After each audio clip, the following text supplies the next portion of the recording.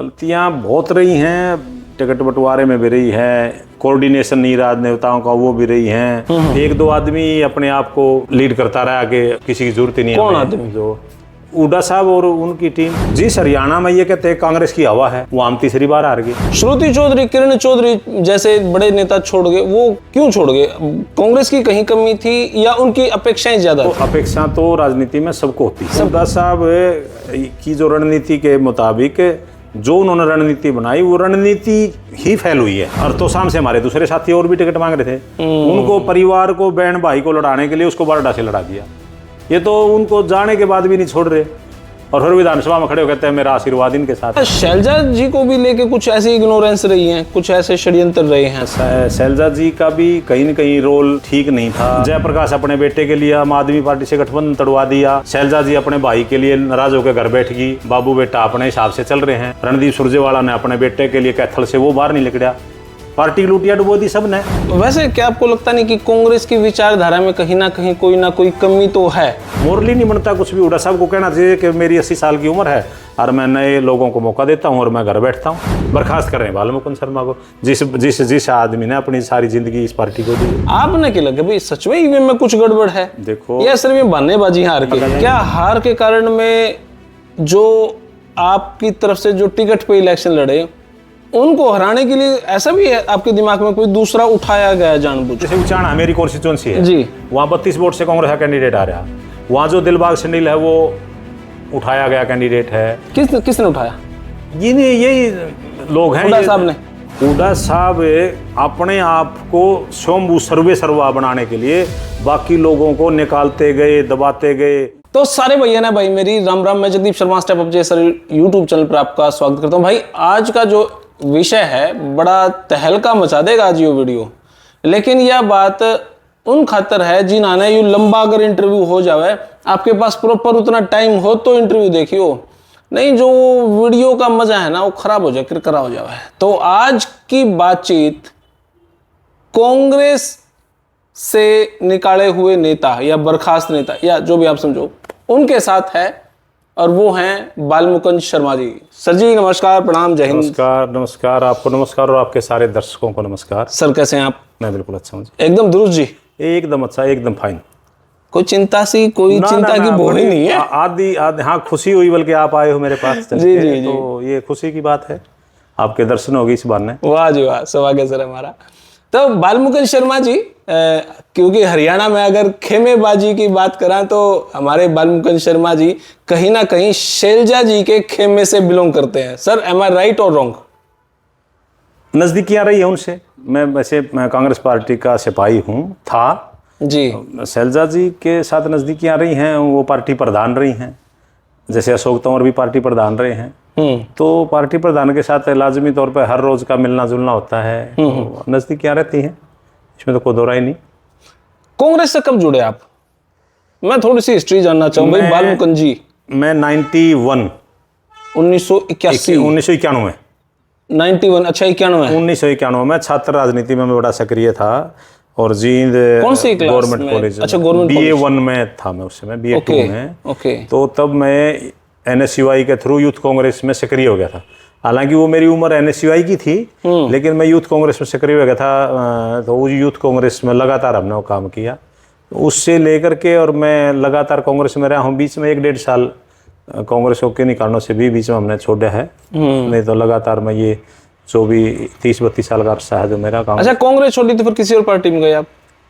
वो तो कुछ 1-1.5 साल का एक अरसा है बीच में, अदरवाइज मैंने कांग्रेस कभी नहीं छोड़ी। मेरे को बल्कि मौके भी आए जब मैं छात्र जीवन की राजनीति करता था गवर्नमेंट कॉलेज में, जब उस टाइम की ये लोक दल थी, उन्होंने ऑफर दिया छात्र संघ के राजनीति के चुनाव में भी दिया।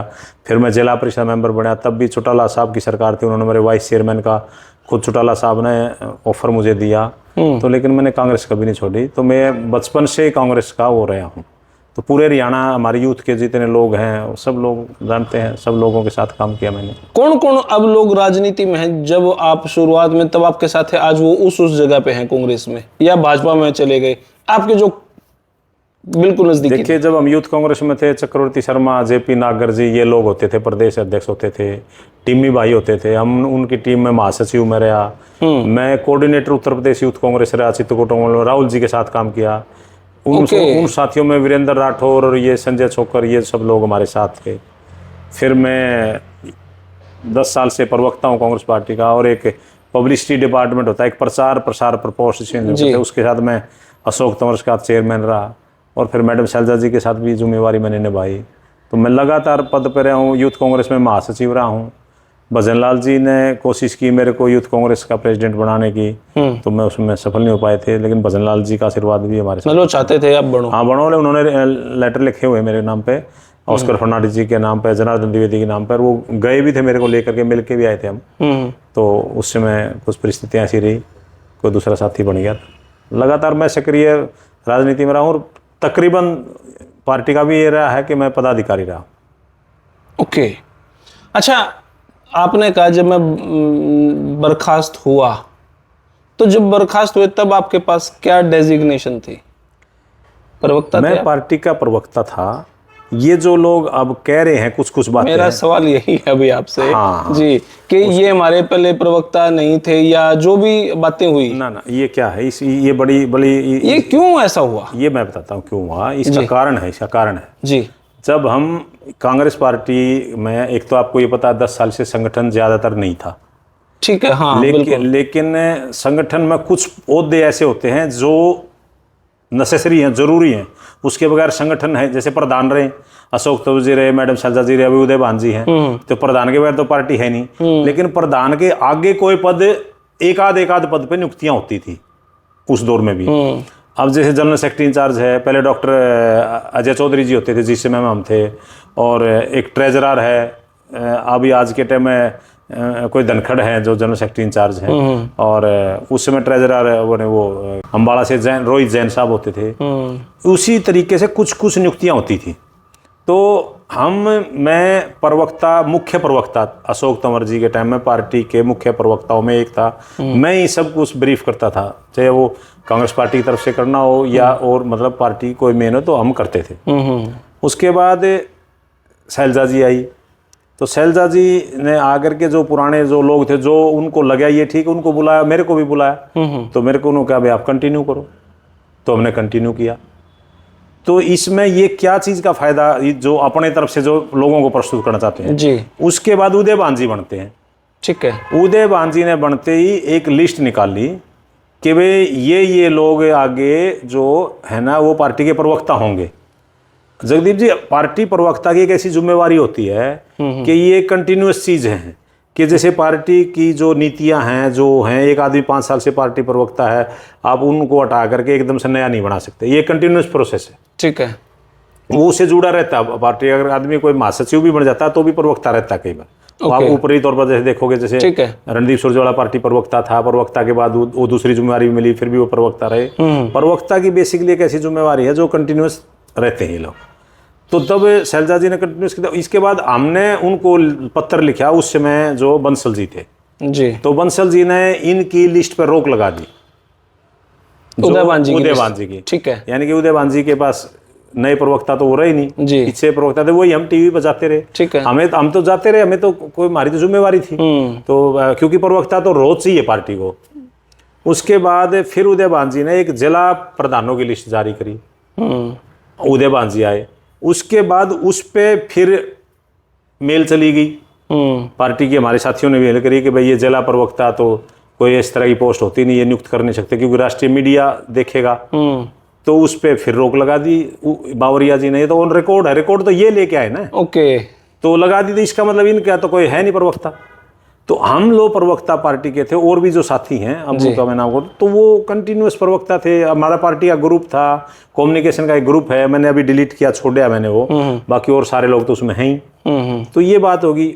और जो एक मैं अपनी तरफ से, हालांकि मैंने एक प्रेस कॉन्फ्रेंस की चंडीगढ़ में, मैंने कुछ तथ्य रखे, और मैं सोचता हूँ कि आने वाले समय में एक और प्रेस कॉन्फ्रेंस भी मैं करना चाहूँगा कि जो तथ्य मैंने रखे वो तो हैं ही, उसके साथ साथ मैं उनको पूरा ब्रीफ कर करके पार्टी अध्यक्ष खड़गे जी को सौंपूंगा, हुड्डा साहब को भी दूंगा, दूसरे नेताओं को भी, रणदीप सुरजेवाला, शैलजा जी को, ताकि भविष्य में वो ऐसी गलती ना करें, जो गलतियां ना दोहराएं, ताकि कांग्रेस पार्टी का भला हो सके। किन गलतियों का आप जिक्र कर रहे हो? कौन सी गलतियां? गलतियां बहुत रही हैं। टिकट बंटवारे में भी रही है, कोऑर्डिनेशन नहीं राजनेताओं का वो भी रही हैं, जो हमारे जैसे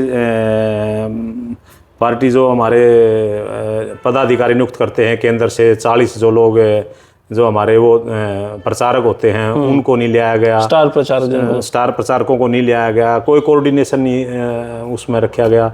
एक दो आदमी अपने आप को लीड करता रहा कि किसी की जरूरत ही नहीं। कौन आदमी? जो हुड्डा साहब और उनकी टीम, वे हम ही सब कुछ हम ही कर देंगे। जो बाहर के जो बड़े नेताओं, क्या होता है राजनीति में, देखो हमारा देश प्रजातांत्रिक व्यवस्था में है, 75 साल आज हो गए जी, तो हमने राजनीति में बड़ी मैनेजमेंट, मैं उसको कहूँगा, अब दूसरी जैसे पार्टियां हैं भारतीय जनता पार्टी, वो माइक्रो मैनेजमेंट करती है बहुत एक्सट्रीम तक जी। उसका जगदीप जी क्या होता है, आप सपोज करो, मैं उदाहरण के तौर पर बता दूं, आप भी जींद जिले के रहने वाले हो जी जी जी। अगर एक मोरखी गांव है जी, मोरखी गांव में एक रोड बिरादरी है जी, तो लाजमी बात है कि हम रोड बिरादरी के बड़े नेता को वहां लेके जाते हैं ताकि लोगों का जुड़ाव रहता है। ठीक बात है। ब्राह्मणवास में अगर हम जाएंगे तो वहां बाल मुकुंद शर्मा चला जाए, कुलदीप शर्मा चला जाए, कुलदीप वत्स चला जाए, वो एक जुड़ा होता है जी। इसी तरह हम आइडेंटिफाई भी करते हैं कि जैसे कुमारी शैलजा जी दलित नेता हैं जी, बाल मुकुंद शर्मा ब्राह्मण नेता हैं, भूपेंद्र सिंह हुड्डा जी बड़े जाट नेता हैं। तो ये एक आकलन है राजनीति का। ठीक है। और ये चाहे इसको हमारी खूबी विशेषता ला लो प्रजातंत्र की, या इसको बुरा अध्याय भी लगा लो एक तरह से। ठीक है। लेकिन जब हमारा सभी पार्टी इस तरीके से करती तो हैं, हमारा समाज जातिगत उसमें बटा हुआ है और हमारा राजनीतिक परिवेश ये कहता है हमें उसी तरीके से आगे बढ़ना पड़ेगा, उसको आप झुठला नहीं सकते, इग्नोर नहीं कर सकते। इग्नोर नहीं कर सकते। जी जी। तो ये कमियां बहुत हैं, वो मैं चार्जशीट हम पेश करूंगा मैं, तो ताकि क्या है कि मान लीजिए मैंने एक प्रेस कॉन्फ्रेंस की तो मैंने सारी बातें बोल दी, लेकिन वो कोई रिकॉर्ड पे नहीं आई, तो मैं इस चीज़ को रिकॉर्ड पर ले आने के लिए खुद हुड्डा साहब के पास भी जाऊंगा, मैं उनसे समय लूंगा कि जी मैंने एक तैयार की है अपनी तरफ से रिपोर्ट, क्योंकि पार्टी हार के कारण क्या है वो रिपोर्ट। ठीक है, ऐसा नहीं कि हुड्डा के खिलाफ कोई रिपोर्ट, ना, हार के कारण की रिपोर्ट। देखो मैं ये कहना चाहता हूँ जी, अब मैं पार्टी में नहीं हूँ, ठीक है, और मेरी अंतरात्मा ये कहती है कि जो सच है मुझे वो बोलना चाहिए जी, जिसकी भी जो कमी रही होगी समेत मेरे भी, तो हम उजागर करेंगे। भाई कम से कम एक चीज हाथ से निकल गई, जिस हरियाणा में ये कहते हैं कांग्रेस की हवा है, वहाँ हम तीसरी बार हार गए।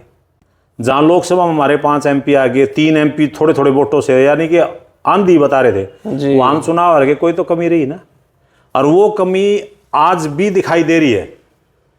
श्रुति चौधरी, किरण चौधरी जैसे बड़े नेता छोड़ गए, वो क्यों छोड़ गए? कांग्रेस की कहीं कमी थी या उनकी अपेक्षाएं ज्यादा थी? देखो अपेक्षा तो राजनीति में सबको होती है, सबको ही है, ठीक है, लेकिन एक दिशा निर्देश, कोऑर्डिनेशन और एक व्यवस्था बनाना, उसकी सब उम्मीद करते हैं। अब आप ये देखिए, चौधरी बंसीलाल हरियाणा के सबसे लंबे समय तक चीफ मिनिस्टरों में से एक हैं जी। चौधरी बंसीलाल और भजनलाल यही लंबे समय तक रहे हैं, उनके परिवार का कोई व्यक्ति है, उनको आप बिल्कुल इग्नोर करोगे तो वो लाजमी है कहीं न कहीं उनके दिमाग पर ठेस लगेगी। मैं टिकट देना ले लेना एक अलग विषय है, ठीक है, आप उनको किसी स्टेज पर रखो ही नहीं, कहीं बुलाओगे, इग्नोर करोगे तो उसके बाद वो अपना रास्ता पकड़ेंगे। ये तो राजनीति। ये इग्नोरेंस किसकी तरफ से थी? ये स्टेट, अब तो इसमें तो हुड्डा साहब ही है ना, जब एक आदमी नेतृत्व कर रहा है किसी चीज का, कह रहा है कि पिछले 15 साल से कि मैं ही हूँ, 15 एक तरह से 25 होने वाले हैं, तो 20 साल तो हो गए, 10 साल वो सत्ता में रहे, खुद चीफ मिनिस्टर रहे, 10 साल वो विपक्ष के नेता या इस पोस्ट पर रहे, तो वही थे। जी जी जी जी। और मैं ये कहता हूँ हुड्डा साहब की जो रणनीति के मुताबिक जो उन्होंने रणनीति बनाई, वो रणनीति ही फेल हुई है। अब आपने ही जिक्र के दिया किरण चौधरी का, उसकी बेटी या वो दोनों कांग्रेस छोड़ के चले गए, वो भाजपा में भी चले गए, भाजपा में भी उनका पीछा नहीं छोड़ा, अब उनके परिवार को लड़ा दिया वहां से। रणबीर महिंद्रा का लड़का अनिरुद्ध चौधरी वो तो बारडा से लड़ते थे, उसका फादर खुद बारडा से MLA रहा है, और तो शाम से हमारे दूसरे साथी और भी टिकट मांग रहे थे, उनको परिवार को, बहन भाई को लड़ाने के लिए उसको बारडा से लड़ा दिया। ये तो उनको जाने के बाद भी नहीं छोड़ रहे, और फिर विधानसभा में खड़े हो कहते हैं मेरा आशीर्वाद इनके साथ है। दोहरी बात नहीं होनी चाहिए ना, आशीर्वाद क्या, आप तो परिवार को लड़ा। तो क्या अब चलो खैर किरण जी, श्रुति जी चले गए, भाजपा में आ गए, लेकिन क्या शैलजा जी को भी लेके कुछ ऐसी इग्नोरेंस रही है, कुछ ऐसे षड्यंत्र रहे हैं? नहीं, षड्यंत्र क्योंकि शैलजा जी काफी दिन चुप रही हैं इलेक्शन के दौरान। उन्होंने कहा भी दिल बहुत बड़ा है, कि मैं उनकी क्लिपिंग देखूं था वीडियो, किसी ने इंटरव्यू किया उनका, तो बोले जी आपका दिल बहुत बड़ा है। बोले दिल बड़ा बहुत है लेकिन दुखता भी है। शैलजा जी की वो बाइट जो थी, वो जो देख रहा था मैं उनका चेहरा, बड़ा माहौल सेंसिटिव था।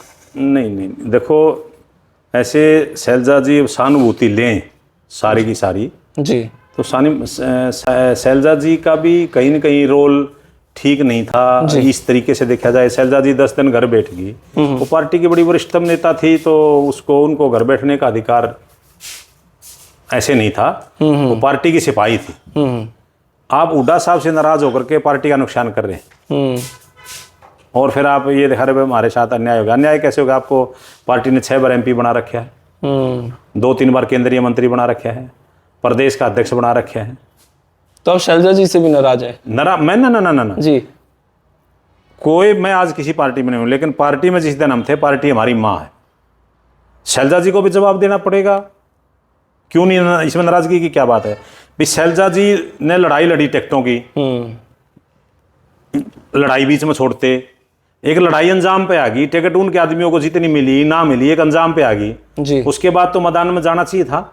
मैंने राम कुमार गौतम जी का इंटरव्यू करा। राम कुमार गौतम जी बोले देखो भाई, वह बहन टिकट मांग गई थी अपने वो भाई के नाम की, डॉक्टर अजय चौधरी की नारायण में, हुड्डा साहब ने एक दे देनी चाहिए थी। और भी मैं ये कहता हूँ, ये बहन भाई का, बाबू बेटे का झगड़ा नहीं है। कांग्रेस पार्टी आज़ादी के आंदोलन से निकली हुई पार्टी है। लोगों की सेवा करनी हमें।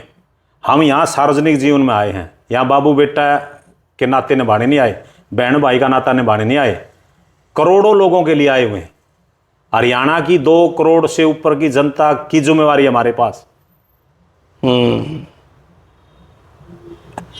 जयप्रकाश अपने बेटे के लिए आम आदमी पार्टी से गठबंधन तोड़वा दिया। शैलजा जी अपने भाई के लिए नाराज होकर घर बैठ गई। एक अपना बाबू बेटा अपने हिसाब से चल रहे हैं। रणदीप सुरजेवाला ने अपने बेटे के लिए कैथल से वो बाहर नहीं निकला। पार्टी की लूटिया डुबो दी सब ने। ये नहीं, यही दिक्कत। हमारा झगड़ा क्या है भाई? मैं आम किसान परिवार से निकला व्यक्ति, मैंने सारी जिंदगी कांग्रेस को दे दी। मैं थोड़ी सच्चाई बोलूं, मुझे बर्खास्त कर रहे हैं। मैं इनके बर्खास्त करने से बर्खास्त नहीं होता। कांग्रेस समुद्र है, कांग्रेस का कोई एक मालिक नहीं है, ये संगठन है, विचारधारा है। क्या दिल में कांग्रेस है आपके? तो है। मैं बर्खास्त तो कर दिया। बर्खास्त करने की इनको अख्तियार ही नहीं है। इनको बर्खास्त करने का अख्तियार नहीं है। जिन लोगों ने बर्खास्त करने की बात कह रहे हैं, अभी तो हाईकमान भी है। वो तो हाईकमान का मेरे पास बावरिया जी का संदेश आया था कि आप लिख के दो, हम करेंगे। तो मैंने लिख के नहीं दिया। हम सच्चाई जानना चाहते हैं कि सच्चाई क्या है। लेकिन जो सच मैं बोल रहा हूं वो तो मैं बोलता ही रहूंगा। आज बर्खास्त की बात करो, मैं कल फिर सच बोलूंगा। जो सच है वो तो है, उसको नहीं झुठलाया जा सकता। जी, तो अब कब आपकी हुड्डा साहब से मुलाकात है? मैं हुड्डा साहब से टाइम लूँगा जी। उससे पहले मैं मीडिया से रूबरू भी होना चाहता हूँ, क्योंकि मीडिया भी लोकतंत्र का चौथा स्तंभ है। जी जी जी। लोकतंत्र को जंग आज़ादी के टाइम से हम देखते थे, तो मीडिया ही ये बात रखते थे। मीडिया के जो लोग हैं उस समय बड़े, मैं उनको कहूँगा वीर सेनानी थे। वो भी एक एक घटना जब अंग्रेज़ों के जुल्म होते थे वो प्रस्तुत करते थे, लोगों में जोश आता था। तो वैसे मीडिया में बात रखेंगे। वैसे क्या आपको लगता नहीं कि कांग्रेस की विचारधारा में कहीं ना कोई कमी तो है? क्योंकि भाजपा उन 3 राज्यों में भी जीत गई जहां पे जिक्र नहीं था। MP की बात करें, छत्तीसगढ़ की बात करें, राजस्थान की बात करें, उसके बाद हरियाणा का जिक्र है, फिर महाराष्ट्र।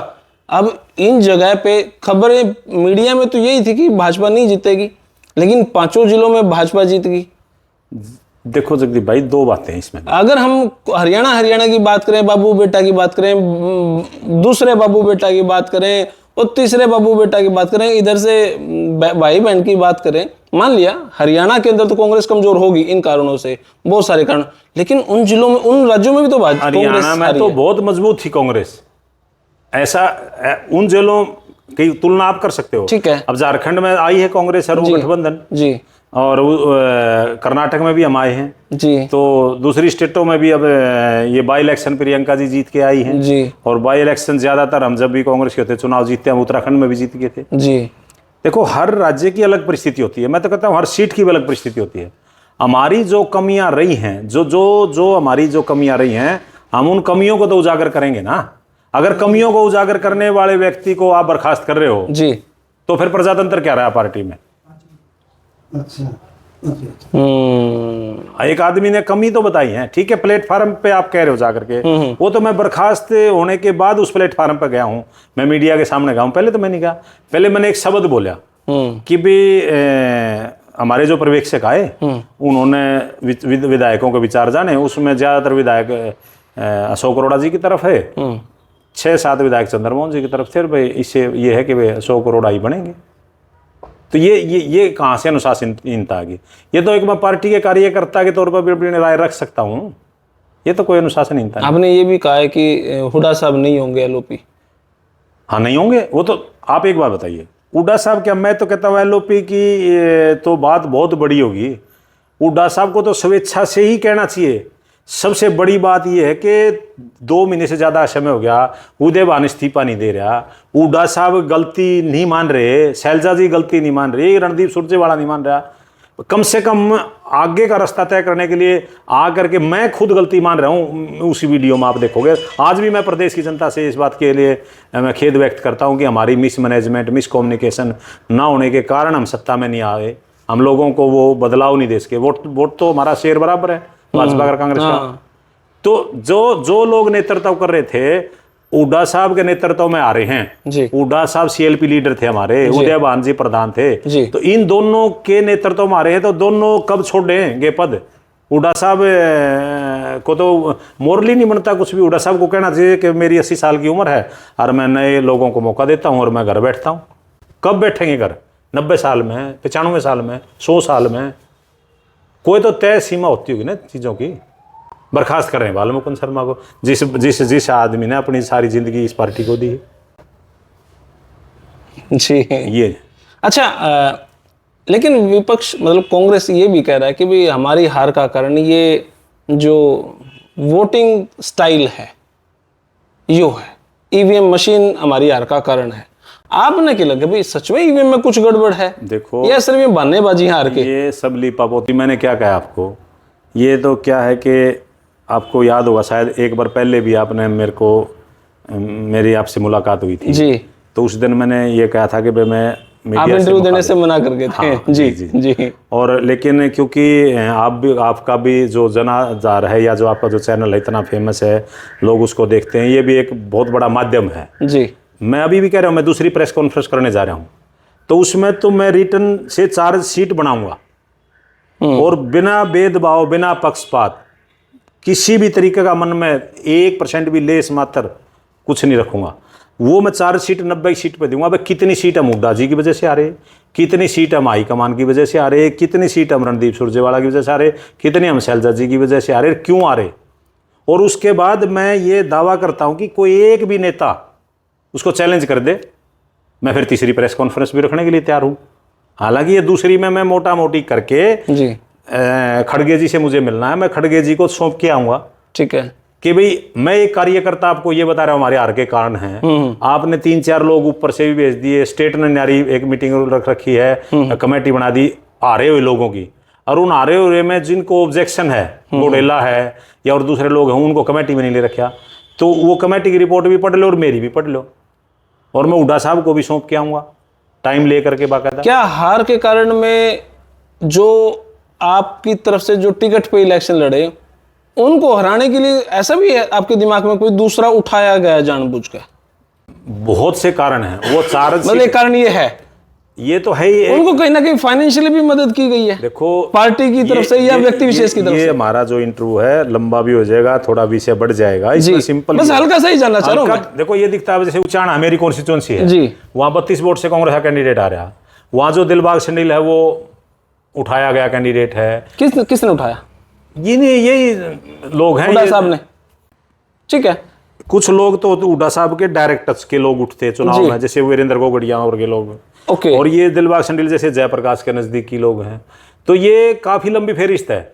इसको तो क्या इनको रिटर्न देखिए फाइनेंशियली भी मदद क्या इन्होंने की है? मैं ये कहना चाहता हूँ जी। काफी लंबे इंटरव्यू में जाएंगे। कुछ लोगों को ये था जब मैंने पहली प्रेस कॉन्फ्रेंस की जी कि भाई हम तो कानून कार्रवाई करेंगे, ये करेंगे मेरे खिलाफ है। मैं तो अब उनको डॉक्यूमेंट्स दूंगा, वो डॉक्यूमेंट्स प्रूफ के साथ दूंगा, वो जाएं कानून कार्रवाई करें और फिर मैं सबूत दूंगा।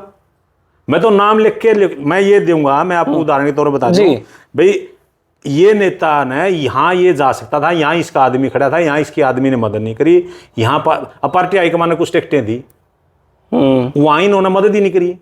भाई आप फिर अगर आपने मदद ही नहीं करनी थी तो पार्टी हाईकमान को कहते कि जी इनको टिकट ना दो। सरदार राठौर की टिकट काट के वहाँ कांग्रेस ने ऐसी टिकट दी जिसके 2000 वोट आए। ललित नागरी काट के राजेश नागर को दी, वहाँ कोई नहीं गया। गुड़गांव में वर्धन यादव को दी। आपको क्या यूं लगा हुड्डा साहब कहीं भाजपा से मिले, ऐसा लगा आपने? ऐसा नहीं मुझे लगता। ऐसा नहीं लगता आपको? मेरे को जो 100% है ना लगता नहीं। मैं बिल्कुल वो भी मैं उसमें लिखूंगा। हुड्डा साहब अपने आप को स्वयं सर्वे सर्वा बनाने के लिए बाकी लोगों को निकालते गए, दबाते गए, मतलब उनको बलिदान दे दिया गया। उसमें आखिरी मैं भी हूं। अब हुड्डा साहब जो शिशुपाल की 100 गलती थी वो आखिरी है मेरी, इसके बाद वो गलती कर नहीं पाएंगे। ये हालात हो जाएंगे। अब आप देख ही रहे हो, CLP का लीडर मैं कहता हूँ अगले 6 महीने भी नहीं बनेगा। जो हुड्डा साहब चाहते वो नहीं बनेगा।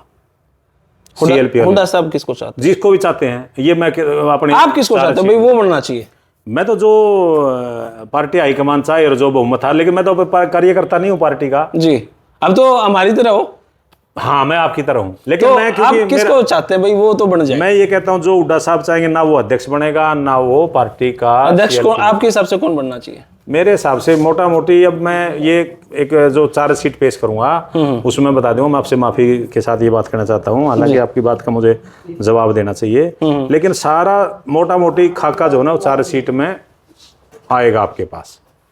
आपके पास मतलब ऐसे भी सबूत हैं कहाँ कहाँ किस किस को क्या मददें दी गई जो नहीं देनी चाहिए थी, ऐसा भी मान लो। वो जो अगर जरूरत हुई वो तीसरी प्रेस कॉन्फ्रेंस तीसरी मतलब ऐसा हुआ है जो तो अगर कोई मांगेगा मैं तो एक चार्जशीट ये पेश करूंगा कि भाई ये कमियां रही हैं, इनको सुधार लो। अब भविष्य सुधर जाएगा, नहीं तो अगले 25 साल भी नहीं आएगी ऐसे तो। अब जैसे आज चल रहे हैं, आज हुड्डा साहब के नेतृत्व में कई प्रदर्शन कर रहे हैं तो वहाँ शैलजा जी नहीं है, रणदीप नहीं है, ये मतलब बाकी लोग नहीं है, तो एकजुट होके करना पड़ेगा ना प्रदर्शन। तो नाम डालने पड़ेंगे सबके कि भाई आपको भी आना, आपको भी आना। दिखनी चाहिए ना कांग्रेस एक है। जो जैसे पैसा करें ऐसे तो अगले 20 साल 25 साल जब पार्टी में आपके पास पद नहीं तो आपके लेटर से कौन आएगा या इकट्ठा होना पड़ेगा? नहीं, मेरा लेटर पिछली गलतियों पे है। ठीक है, मैं पिछली चीजों को जो विधानसभा चुनाव की गलती, पार्टी हाईकमान हमारा कांग्रेस पार्टी का क्या सिस्टम है, पंडित जवाहरलाल नेहरू जी से लेकर इंदिरा जी से लेकर के जो घटनाक्रम होता है उसका रिकॉर्ड संग्रहित होता है हमारा। कांग्रेस का एक अपना अलग से रिकॉर्ड है पूरा आज तक का। कांग्रेस की नीतियां हम आज अगर कांग्रेस धर्मनिरपेक्षता की है तो धर्मनिरपेक्ष यहाँ नहीं है, हम वर्ल्ड में हम गुटनिरपेक्ष और धर्मनिरपेक्ष। ये पंडित जवाहरलाल नेहरू महात्मा गांधी जी की देन है कि हम पूरे संसार में हम गुटनिरपेक्ष रहे, देश में हमने कहा हम धर्मनिरपेक्ष हैं। तो ये नीतियां हैं। तो मैं उस हार की जो लिख के दूंगा वो वहाँ रिसिप्ट होगा खड़गे जी के पास, वो उनको पूरा आकलन करेंगे। उसके बाद पार्टी का कोई अध्यक्ष आएगा उनके पास भी हुड्डा साहब भी पढ़ेंगे उसको कि पढ़ तो ले भाई, बालमुकुंद शर्मा जब मीडिया में आकर बात रख रहा है इसको पढ़ तो ले। सारा उसमें खाजा होगा कौन आदमी कैसे आया। कितने पेज की फाइल है लगभग आपकी? लगभग 11-12 पेज की, उसमें हेडलाइन होंगे सारी जी। तो क्या मैसेज देना चाह रहे हैं सर? बस ठीक है कि मैं अभी भी ये कहता हूँ कांग्रेस जन जितने भी हैं ये बड़े नेता, इनको एक होकर लड़ाई लड़नी पड़ेगी अगर ये चाहते हैं प्रदेश की जनता का भला हो। परिवारवाद से हटना पड़ेगा। नहीं, परिवारवाद अलग बात है। मैं बेसिकली व्यक्तिगत तौर पे कहता हूँ जी, मैं परिवारवाद के खिलाफ नहीं। ओके, देखो परिवार क्या है, मैं हूँ, मैं आज राजनीति में हूँ और मैं संघर्ष कर रहा हूँ, आरोप भी झेल रहा हूँ, बुरा भी बन रहा हूँ। उसके मुझे फायदा नहीं हो, आगे मेरे बच्चों को मेरे बच्चे भी राजनीति में आना चाहें तो वो मेरा नाम का प्रयोग तो करेंगे। मैं बालमुकुंद शर्मा के बच्चे हैं उनको टिकट मिलेगी। परिवारवाद बुरा नहीं है। एक आपके परिवार में काबिल बच्चा नहीं है और आप उसको आगे बढ़ाने के लिए या एक अपने बच्चे के लिए पार्टी की बलि लेने के लिए कि भाई आम आदमी पार्टी समझौता हो गया तो मेरा बच्चा जेपी नहीं साहब के आएगा। बेटे मतलब काबिल उम्मीदवार नहीं है? नहीं, मैं रणदीप जी के बेटे हैं। मैं बल्कि एक बात कहना चाहता हूँ। जी जी जी। मैं ये बात बिल्कुल ऑन रिकॉर्ड कहता हूँ, रिजल्ट के बाद भी जयप्रकाश का बेटा और रणदीप सुरजेवाला का बेटा दोनों ने अपनी काबिलियत का प्रदर्शन किया। वो विधानसभा में जैसे बोले हैं जी। वो दोनों काबिल तारीफ है। काबिल तारीफ है, लेकिन हर घटना का अलग परिक्रम होता है। जयप्रकाश ने गठबंधन नहीं होने दिया कि वे मेरे बेटे को मैं राजनीति में लेके आऊंगा। वो घटना आज की डेट में, मैं तो परिवारवाद के कभी खिलाफ, मैं खुद, क्योंकि मैं राजनीति के साथ साथ पढ़ता भी हूँ, पढ़ा लिखा आदमी भाई। PhD कर रहे हैं अभी आप? PhD मैं कर रहा हूँ जी जी। कि भाई हमारे ये जो है रणदीप सिंह सुरजेवाला का बेटा है, शमशेर सिंह सुरजेवाला रणदीप है। अब रणदीप का लड़का बहुत अच्छा बोल रहा है जी। लेकिन ये मन का जो मैल, मन का जो द्वेष, ऐसे पार्टियां नुकसान करते, वो उसको कलायत में रहा है, वो उसको नरवाना में रहा है, वो उसको वहां रहा है, वो उसको उचाने में रहा है। ये राजनीतिक सोच नहीं है। ये हम कोई परिवारों के लिए नहीं लड़ रहे, विस्तृत आयाम होना चाहिए। कांग्रेस पार्टी के लिए लड़ रहे हैं तो हर आदमी, मैं तो इसके तो बहुत पक्ष में हूँ। चौधरी भजनलाल जी, उनके बेटे यहाँ विधायक बने, मांगेराम जी गुप्ता के बेटे हैं, उनको मांगेराम गुप्ता ने अपना पूरा जीवन दिया कांग्रेस पार्टी को। अब महावीर को टिकट मिली, वो नहीं जीत पाए, लेकिन ये खिलाफ बात है। चंद्रमोहन जी LOP बनने चाहिए?